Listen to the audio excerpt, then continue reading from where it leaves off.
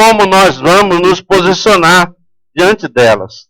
Elias e Josafá tiveram experiências diferentes, porém, nós vamos ver nas Escrituras que eles se posicionaram de forma diferente devido às ações que tomaram, de acordo com a circunstância em que enfrentaram. Se nós fizermos um estudo sobre a vida tanto de Elias como de Josafá, nós vamos descobrir que ambos tinham uma grande intimidade com Deus. E ambos eram bem próximos a Deus. E ambos haviam já efetuado grandes feitos e presenciado grandes manifestações de Deus envolvendo as suas vidas. Nós vamos entender que, ao analisar a vida de Elias, nós vemos que Elias foi um homem que vivenciou grandes milagres da parte de Deus. Ao estudarmos a vida de Elias, nós vamos ver que foi mencionado hoje na Escola Bíblica Dominical, este homem, feito do mesmo material que eu e você, carne e osso, né? Mantinha uma tão profunda intimidade com Deus, que ele simplesmente orou e declarou que não chovesse, e não choveu por 3 anos e meio sobre a terra. Amém? Então, que intimidade, que relacionamento. Elias tinha um profundo relacionamento com Deus, uma grande intimidade com Deus, a ponto de orar e declarar que não chovesse. E Deus cerrou os céus, e por 3 anos e meio não choveu sobre a terra. Esse mesmo homem chamado Elias, ele viu o grande milagre operado por Deus quando ele estava refugiado na torrente de Querite e viu-se sendo alimentado pelos corvos, que levavam a ele todo dia pão e carne. A Bíblia não diz de onde eles apanhavam, não diz de onde eles alcançavam, mas Deus o prometeu e cumpriu. Elias, retira-te a corrente de Querite e fica aí, porque eu ordenarei aos corvos que alimente a você todos os dias. E Deus não falhou. Elias viu esse milagre acontecendo na sua vida dia após dia. Todos os dias, Deus enviava os pássaros, ou seja, os corvos, e eles levavam até Elias o alimento que ele necessitava. Quando a corrente secou e ele foi a um outro lugar e encontrou-se com uma viúva que catava alguns gravetos, ele deparou-se com uma situação, ela só tinha azeite e farinha suficiente para fazer a sua última refeição, comer ela, o filho e esperar a morte.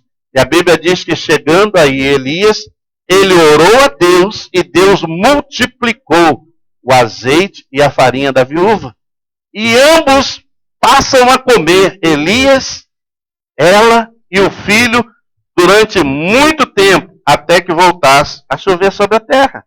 Esse mesmo Elias foi aquele que desafiou, enfrentou e venceu aos profetas de Baal, lá no Monte Carmelo, quando ele diz a eles, olha, roguem, clamem pelo Deus de vocês, e aquele que responder com fogo e aceitar o sacrifício, este é o verdadeiro Deus. E nós vemos que, embora o número fosse grande, os profetas de Baal clamaram, se martirizaram, se cortaram, fizeram de tudo e não houve resposta.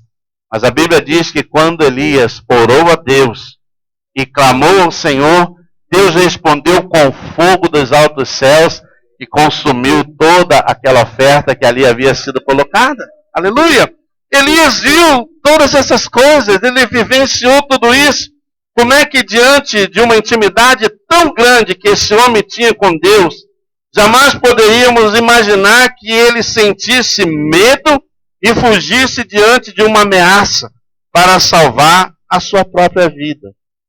Diante de todos esses fatos mencionados, que não são apenas esses, existem muito mais, eu separei alguns, diante de tudo isso que este homem viveu, diante de tudo isso que ele tinha de relacionamento e de intimidade com Deus, nós jamais poderíamos imaginar que este homem viesse a fugir diante de uma ameaça feita por quem? Por Jezabel, a mulher de Acabe.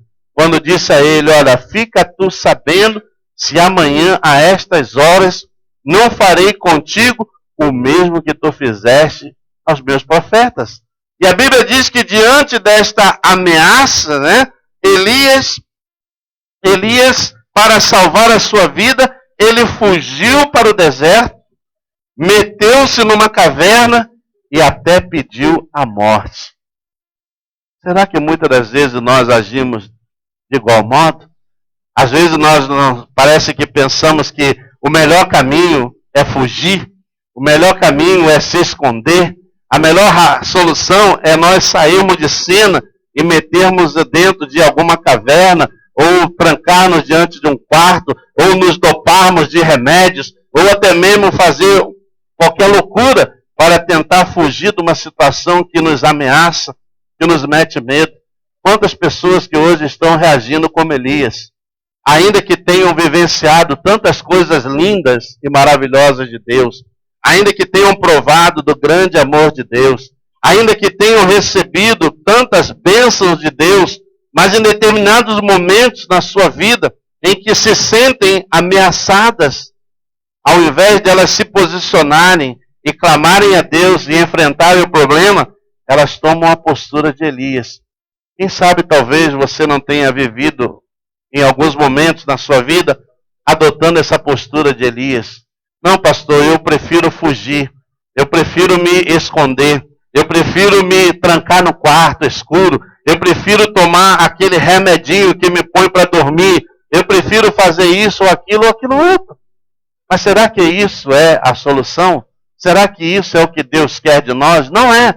Porque quando Deus foi visitar Elias dentro da caverna, a expressão usada por Deus nos mostra que Deus estranhou a atitude de Elias. Ele disse: que fazes aí, Elias? Em outras palavras, Deus está dizendo: ô camarada, eu já demonstrei tantas vezes que eu sou contigo, tu tem uma intimidade, tu tem uma relação comigo, você sabe quem eu sou, você já tem provado de tantas coisas que eu tenho feito na sua vida, e agora diante da ameaça desta mulher ímpia, infiel, essa mulher adúltera espiritualmente, você foge para o deserto, você se mete numa caverna e pede até a morte. E quantas são as pessoas que às vezes adotam isso nas suas vidas? O medo, a insegurança, o desespero é tanto que elas parecem que veem isso como uma saída, como uma fuga, como uma solução. E não é. E Deus estranha tudo isso. Olha o que diz lá a palavra de Deus. Eu quero que você abra comigo lá em 1 Reis capítulo 19. 1 Reis capítulo 19, Elias adotou esta postura diante da ameaça de Jezabel. Ele fugiu, ele se escondeu. 1 Reis capítulo 19. 1 Reis capítulo 19, versículo de 1 a 7. Não é essa a postura que muitas pessoas estão tomando nos dias de hoje diante das situações, dos problemas, das crises, das ameaças, das inseguranças, dos medos que assolam a vida de muitas pessoas, né? 1 Reis capítulo 19, versículo 1 diz assim: Acabe fez saber a Jezabel tudo quanto Elias havia feito e como matara todos os profetas à espada. Então Jezabel mandou um mensageiro a Elias a dizer-lhe: Façam-me os deuses como lhe aprouver, se amanhã a estas horas não fizer eu a tua vida como fizeste a cada um deles. Temendo, pois, Elias levantou-se e para salvar a sua vida se foi e chegou a Berseba, que pertence a Judá, e ali deixou o seu moço. Ele mesmo, porém, se foi ao deserto, caminho de um dia, e veio e se assentou debaixo de um zimbro e pediu para si a morte e disse: Basta, toma agora, ó Senhor, a minha alma, pois não sou melhor do que os meus pais. Deitou-se e dormiu debaixo do zimbro. Eis que um anjo o tocou e lhe disse: Levanta-te e come. Olhou ele e viu junto à cabeceira um pão cozido sobre pedras em brasa e uma botija de água. Comeu, bebeu e tornou a dormir. Voltou segunda vez o anjo, tocou e lhe disse: Levanta-te e come, porque o caminho te será sobremodo longo. Amém? O que nós entendemos aqui é que Deus ainda tinha planos que envolviam a vida de Elias. E Deus não atendeu o seu pedido. Ainda que ele tivesse pedido a Deus a sua própria morte, Deus não atendeu. Deus não respondeu ao seu pedido. estranhou a sua atitude em ver que ele era um homem que já havia vivenciado tantas coisas tremendas com Deus. Deus reprovou a posição de Elias, dizendo: o que fazes aí, Elias? Da mesma forma, Deus não vê com bons olhos quando eu ou você nos acovardamos, nos intimidamos, deixamos-nos dominar por esse sentimento de medo e ficamos apavorados e pensamos que a melhor saída é fugir. Fugir não resolve o problema, adia o problema. O que resolve é enfrentar. Amém? E muitas das vezes há pessoas que pensam em várias formas de fugirem de uma situação de opressão, ou de forte pressão, ou de insegurança, ou de medo, ou de infelicidade, ou de angústia, ou de dor. Há muitas das vezes que optam até como Elias. Eu quero acabar com a minha vida, eu desisto de viver, eu não quero mais viver sobre a face dessa terra. Há pessoas que chegam a esse extremo, como Elias chegou. E era um homem que conhecia Deus. E fugiu, e teve medo, meteu-se na caverna, e Deus falou: olha, sai daí. Olha que a Bíblia diz que Deus preparou lá o pão cozido em brasa, a botija com água, e disse: olha, vem, coma e beba, porque o seu caminho é sobremodo longo. Elias comeu, bebeu, mas voltou a dormir. Há muitas vezes que nós viemos à casa de Deus querendo ouvir: não, hoje eu vou na igreja porque eu estou abatido, eu estou triste, eu estou desanimado, Deus tem que falar comigo. Aí Deus fala. Eu digo para você: levanta dessa tua queda, dessa tua prostração, dessa tua tristeza, dessa sua opressão, desse sentimento que não vem de mim. Aleluia! E coma, alimenta. E a palavra está sendo dada, Deus está dando a você, para que você alimente, para que você se fortaleça, saia daqui cheio de força, de coragem, para enfrentar o mundo lá fora. E se você receber o alimento e fizer como Elias, e voltar para a depressão, não adiantou de nada. Deus quer que você venha, mas se alimente e tome agora uma posição. Aleluia. Elias pensou que tudo já estava terminado. Não há pessoas que às vezes elas mesmas afirmam o fim da sua jornada: não, para mim não tem mais jeito. Para mim tudo está acabado, não tem mais solução. Deus falou isso? Não, quem está falando é você. A palavra de Deus ainda não foi declarada. Deus ainda tinha planos na vida de Elias e disse para ele: Elias, sai daí, Elias! Vem para fora dessa caverna agora! Imagino Deus assim com aquele cinto dobrado, enrolado na mão: vou te dar uma surra para tu aprender que você é um homem de Deus. Sai daí! Sai daí, Elias! Porque eu ainda tenho que usar você para ungir um rei, para preparar um profeta. E ainda, Elias, há 7.000 joelhos em Israel que não se dobraram diante de Baal. Vá lá pregar para eles. Aleluia! É o que Deus está dizendo a mim e a você, querido, nessa manhã. Esse pensamento de dar cabo da vida, esse pensamento de se trancar no quarto, dopar-se de remédio, encher de tranquilizante, ficar dormindo, é covardia. Não vem de Deus, isso é do diabo. O diabo é que quer oprimir, o diabo é que quer matar, ele que quer destruir. Ele quer destruir seus sonhos, ele quer acabar com seus planos, ele quer acabar com a sua vida, com a sua família, com o seu matrimônio. É ele que quer tudo isso. Deus não. Quer que você saia dessa caverna agora. Deus quer que você venha e se alimente da palavra que Ele lhe está dando, porque Ele diz lá: eis que eu não vos tenho dado o espírito de covardia, mas o espírito de poder está sobre vós. Assuma isso, receba isso. Aleluia. Glória a Deus, irmão. Em nome de Jesus, você tem que aceitar isso e dizer: não, Deus me tem dado o espírito de poder. O espírito do poder de Deus está em mim. Deus me ha dado essa fortaleza, eu vou vencer. E você vai experimentar isso se você começar a afirmar essas palavras. O seu organismo começa a reagir diferente. Você é o que você fala. Amém? E você é o que você assim se vê. Se você se vê como uma pessoa incapaz, você vai reagir como uma pessoa incapaz. Foi o que aqueles homens disseram lá quando voltaram da terra da promessa. Eis que há gigantes lá e nós nos vimos diante dele como gafanhotos. Olha só, como você se vê e se autodeclara, assim você se sente. Tem gente que é assim: eu estou feia, eu não estou bem, eu não estou assim, se você começar por esse caminho, meu Deus, você vai parecer, daqui a pouco você está sentindo como a bruxa do 71. Hã? E tem que ser o contrário, você tem que chegar diante do espelho e dizer, eu sou linda, sou maravilhosa, meus olhos cor de mel. Amém? Você já vai reagir de forma diferente, querido. Aleluia! É assim que funciona. Aleluia! Você tem que se autovalorizar, você tem que se botar para cima. Você tem que dizer, não, eu sou o cara. Aleluia! Glória a Deus. Você não pode ficar por aí se escondendo dentro das cavernas, porque o diabo abre caverna toda hora e convida você para entrar nela. E se você aceitar o convite, você vai. E fica lá chorando, deprimido, angustiado, triste, pensando que é o fim do mundo. Ah, não vou conseguir nada, não vou... Que isso? Amém? Você foi chamado para ser um vencedor em Cristo. Aleluia! A Bíblia diz que nós fazemos parte do exército glorioso de Deus. Aleluia! A igreja é o exército de Jesus, cujo Cristo é o general desse exército. Amém?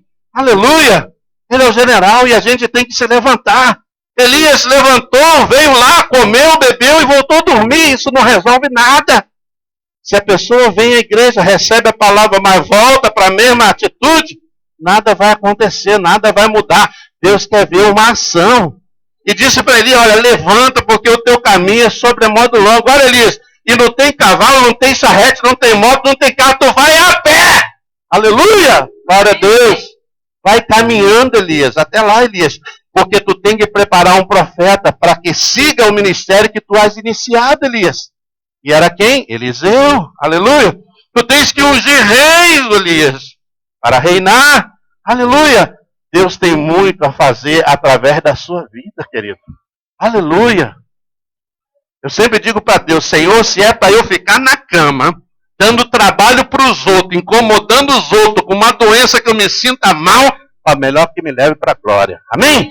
Eu quero ter vida, eu quero ter saúde, eu quero ter disposição para que ainda lá, velhinho, eu possa estar aqui, ainda que seja sentado, mas pregando o Evangelho de Cristo. Agora, se é para ficar na cama dando trabalho para os outros, melhor me promover para a glória. Me leva. Amém? Aleluia. Que é a pior coisa que tem é isso. Amém? Então, irmão, Deus teve isso. Posicionamento. Ele foi ameaçado? Foi. Mas deixou que o medo entrasse no coração dele. E o medo é um espírito que traz tormento, como nós lemos aqui. Ele traz tormento. A pessoa começa a ser atormentada por aquele sentimento de medo. E ela começa a ver todas as impossibilidades. Ela não consegue enxergar nenhum caminho que leva ela a uma vitória, a uma saída, a um escape. Ela só vê as impossibilidades. E Elias estava lá e Deus visitou Elias e chamou ele para fora. Quando nós vamos para a vida de Josafá, Josafá também enfrentou um momento difícil. A Bíblia diz que em dado momento, na vida de Josafá, rei de Judá, estava tudo em paz, estava tudo tranquilo, até que então chega a ele uma notícia repentina e diz para ele, olha, rei Josafá, 3 exércitos se uniram e vem a peleja contra ti. E eis que eles já estão em Engedi, ou seja, bem próximo. Quando Josafá ouviu essas palavras, ele reagiu diferente de Elias. Né? Se a gente analisar a vida de Josafá, nós vamos ver também um homem de tremenda intimidade com Deus. Josafá tornou-se o rei de Judá após a morte de Asa, o seu pai. Quando Asa, o seu pai, morreu, ele assumiu o reinado sobre Judá. Ele fortificou todas as cidades que o seu pai havia conquistado e deixado como parte do seu reino. Ele fortificou, ele melhorou, ele empreendeu trabalho, esforço, sacrifício para melhorar aquilo que o pai lhe havia deixado como conquista, como legado. Buscou a Deus e guardou todos os seus mandamentos. Rejeitou os ídolos de Baal e destruiu a todos os postes ídolos. Além disso, ele tinha com ele um exército de mais de 1 milhão de homens preparados para a guerra. Portanto, poderíamos concluir que ele não temeria nada e diante do que aconteceu. Diante de tudo isso, nós concluímos o quê? Que Josafá era uma pessoa para não temer a nada. Mas foi isso que aconteceu? Não foi. Vamos lá no relato bíblico em 2 de Crônicas. 2 Crônicas, capítulo 20. 2 Crônicas, capítulo 20, mais à frente um pouquinho. Olha o que diz aí. 2 Crônicas, capítulo 20, Josafá vai se deparar com uma situação inesperada, mas você vai ver que o posicionamento dele é bem diferente de Elias. Por isso, o título da mensagem é Josafá ou Elias? Quem é você? As suas atitudes, o seu posicionamento, as suas ações vão te identificar quem você tem sido. Josafá ou Elias? Né? Diz assim no versículo de número 1, no capítulo 19. 2 Reis, capítulo... 2 Crônica, capítulo 20, versículo de 1 a 3. 2 Crônica, capítulo 20, versículo de 1 a 3, diz assim: Depois disso, os filhos de Moabe e os filhos de Amon, com alguns dos menuítas, vieram a peleja contra Josafá. Então vieram alguns que avisaram a Josafá, dizendo: Grande multidão vem contra ti da além do mar e da Síria, e esses já estão em Azazon Tamar, que é em Gedi. Então Josafá teve medo. Paramos por aí. Qual foi a sensação de Josafá? A mesma de Elias. Elias sentiu medo quando se viu ameaçado por Jezabel. Josafá agora também sente medo ao receber a notícia que 3 exércitos se uniram e vinham a peleja contra ele e já estavam bem próximos. E olha que ele tinha mais de 1 milhão de homens de guerra dispostos a guerrear juntamente com ele. Mas ainda assim, ele temeu. O medo pode até vir em dado momento.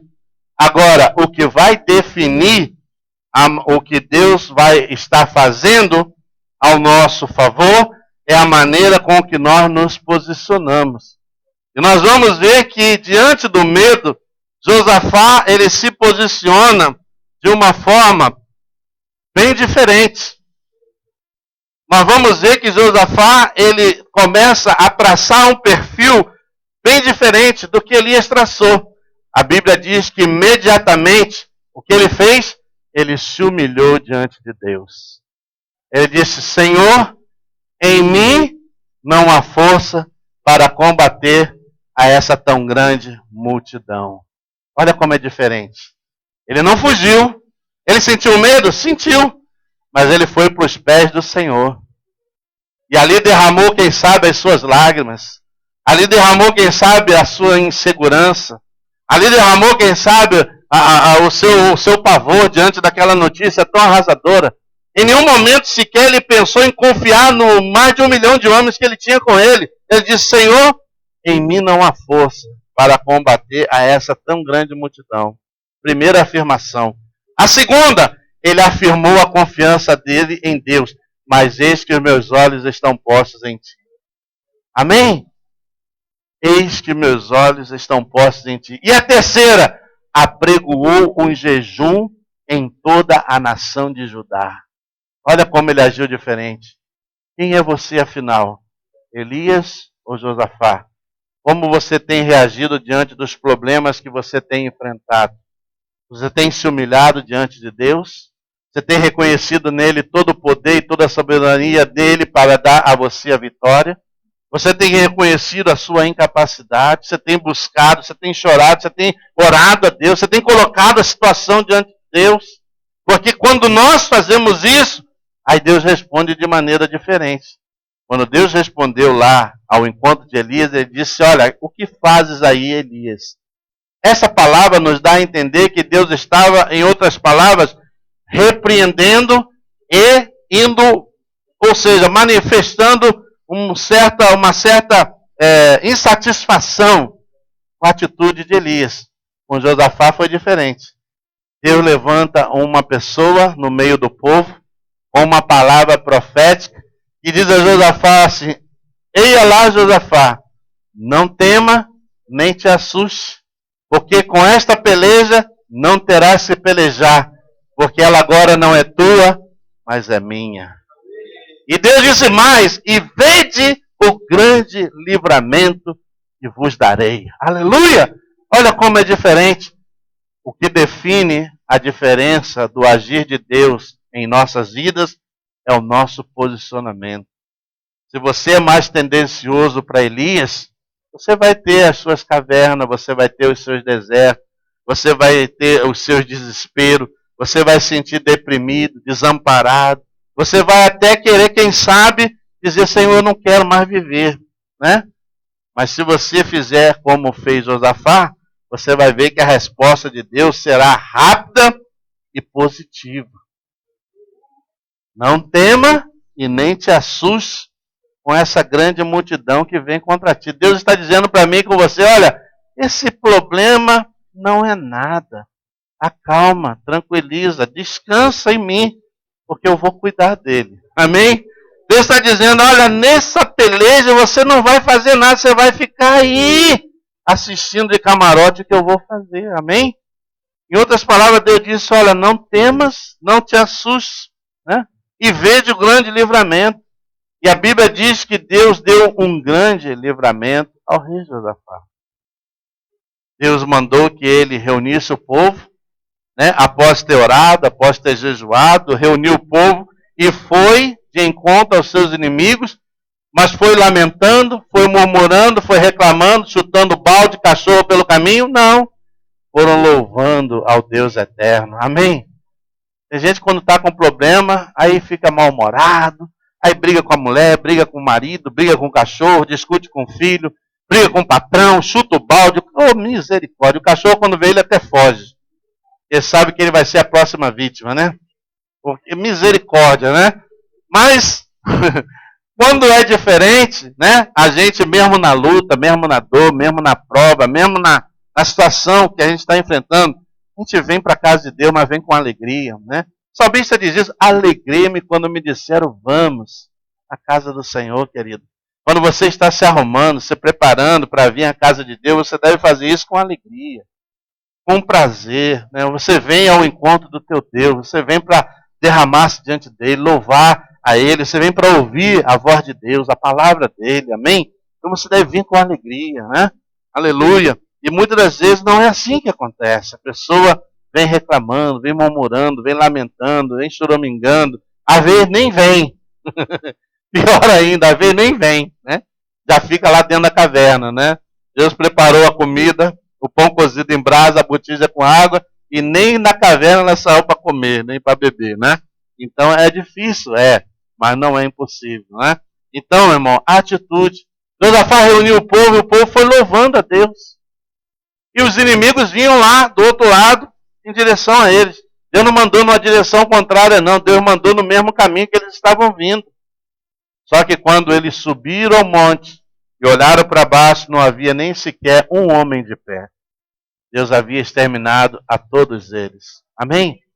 E eles louvaram e glorificaram o nome do Senhor. Nesta manhã, Deus quer fazer o mesmo por você. A diferença entre Elias e Josafá, embora ambos tivessem medo, a diferença é que Elias fugiu e pediu a morte. Josafá humilhou-se, reconheceu a sua incapacidade, buscou a Deus em oração e apregoou um jejum em toda a nação. Que postura diferente da de Elias, né?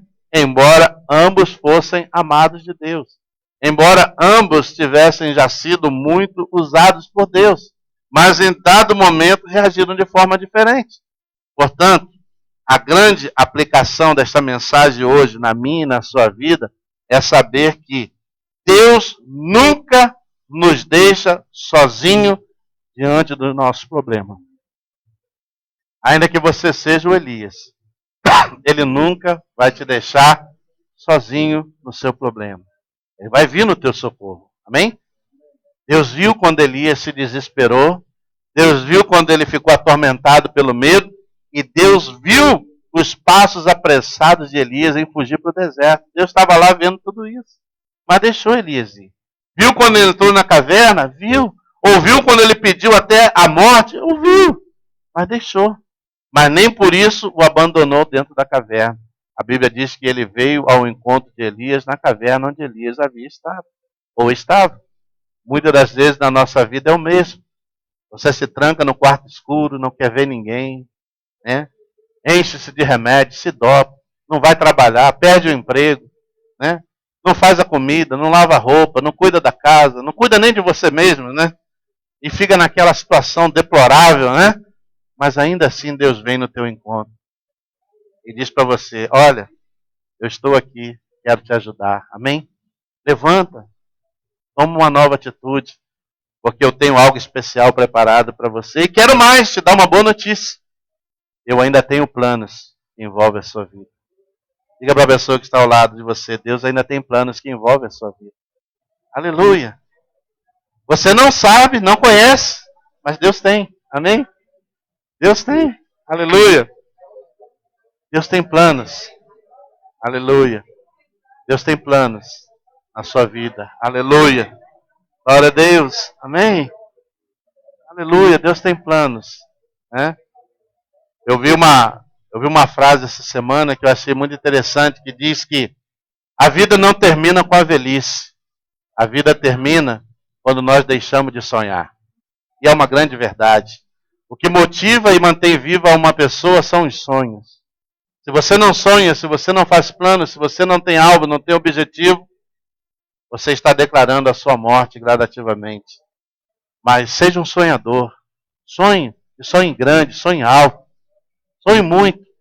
Lute por alcançar os seus sonhos, por alcançar os seus objetivos. Né? Não se deixe vencer. Josafá, ele nos ensina que ele, embora diante da mesma situação, não fugiu, não se escondeu, mas ele se humilhou diante de Deus e disse, Senhor, eu reconheço que eu não tenho nenhuma chance nessa batalha, mas eu estou confiado em Ti e os meus olhos estão em Ti. Amém? Eu não sei qual é o problema que você está vivendo, atravessando nesse momento, mas uma coisa eu sei, que o mesmo Deus que deu livramento a Elias e a Josafá, tem um livramento para a sua vida nessa manhã. Nós vamos estar orando em nome de Jesus. Nós vamos estar orando e você vai dizer, Senhor, eu quero ser esta pessoa em que o Senhor venha ao meu encontro para me fortalecer, para me renovar, para me animar, para me pegar pela mão e me levar adiante, Senhor. Eu não quero me esconder, eu não quero me meter nas cavernas, não quero fugir para o deserto, mas eu quero seguir caminhando, Senhor. Eu quero seguir louvando e glorificando o Teu nome. Amém? Aleluia, glória a Deus. Vamos orar em nome de Jesus. Aí onde você se encontra, pense agora no seu problema. Talvez o seu problema que lhe tem trazido desespero, medo, insegurança, seja um problema conjugal, seja uma enfermidade, um problema com o filho, seja no trabalho, seja algo que esteja inquietando o seu coração. Mas nesta manhã você vai declarar para Deus, como declarou Josafá, Senhor, eu confio em Ti e quero pôr a minha fé e os meus olhos em Ti, sabendo que em Ti eu terei a vitória e o livramento. Oremos, Senhor Deus e Pai Todo-Poderoso, nesta manhã nós oramos a Ti com base na palavra que o Senhor colocou em nosso coração para que fosse ministrada à Tua igreja. Ah, Senhor, Tu trouxe para nós nesta manhã o pão cozido em brasa e a botija com água. Aqui está o verdadeiro alimento que alimenta a nossa alma, que renova nossas forças, que nos encoraja, que nos anima, que nos faz levantar de nossas quedas e tomar uma atitude que agrade o Teu coração. Pai, nesta manhã nós repreendemos todas as cadeias que queiram limitar. Nós repreendemos Senhor, toda a opressão do inferno. Nós repreendemos todo o plano de morte. Nós repreendemos toda a atuação maligna do inimigo que quer levar as pessoas à angústia, à dor, ao sofrimento, à depressão, ao desespero, até mesmo para intentar contra a sua própria vida ou desejar a perda de sua vida. Nós queremos nesta manhã orar, Deus, e declarar sobre essas vidas o Teu livramento. Nós queremos orar e declarar nessa manhã o Teu fortalecimento, o Teu avivamento. Meu Senhor da glória, vem nessa manhã, Pai, ao nosso encontro. Aí está a Tua congregação. A Tua palavra diz que Josafá, ele orou, ele humilhou, ele buscou. E nessa manhã estamos fazendo o mesmo. Nós estamos aqui nos humilhando, estamos dizendo, Senhor, eu não posso, eu não tenho como resolver, eu não tenho como fazer. Pai, se esgotaram todas as minhas possibilidades, Eu dependo de Ti, Senhor. A minha vida está nas Tuas mãos. Só Tu podes operar esse grande milagre que me dará essa grande vitória. Por isso, nessa manhã, Senhor, diante da Tua igreja, nós oramos e declaramos sobre essas vidas, como sobre essas que nos acompanharam com a transmissão desse culto, que talvez estejam vivendo momentos semelhantes, momento de caverna, momento de desespero, momento de deserto, momento de solidão, Pai, mas que o Senhor as visite agora, que o Senhor as arranque desse lugar de depressão, de derrota, de tristeza, de angústia, de dor e sofrimento, e coloque sonhos no seu coração, coloque planos nas suas vidas. Meu Deus, faça com que esse povo sonhe, faça com que esse povo tenha visões, faça com que esse povo trace planos e metas. Nós estamos chegando ao final de um ano, ao início de um ano novo, e esse ano novo, Senhor, seja pleno de grandes realizações na nossa vida. Ah, Senhor, aquele projeto, aquilo que eu projetei e tentei alcançar neste ano que você está terminando, e se eu não alcancei, que o Senhor me abençoe, que o Senhor me dê vitória, que o Senhor me ajude, Senhor, para que eu possa alcançá-lo no ano que está por vir. Nessa manhã nós oramos, ó Pai, abençoando o Teu povo, abençoando a Tua igreja e dizendo, Senhor, que todo esse espírito de medo que tem assolado e trazido, Senhor, insegurança ao coração de muitas pessoas, seja repreendido agora, em nome de Jesus, que a Tua palavra diz que o amor ao Senhor lança fora todo medo. E nessa manhã nós amamos a Ti e por isso repreendemos esse medo e declaramos essas vidas abençoadas em nome poderoso de Jesus Cristo, Senhor. E que toda obra do mal, todo trabalho de feitiçaria, de bruxaria, todo trabalho de encantamento, de adivinhação,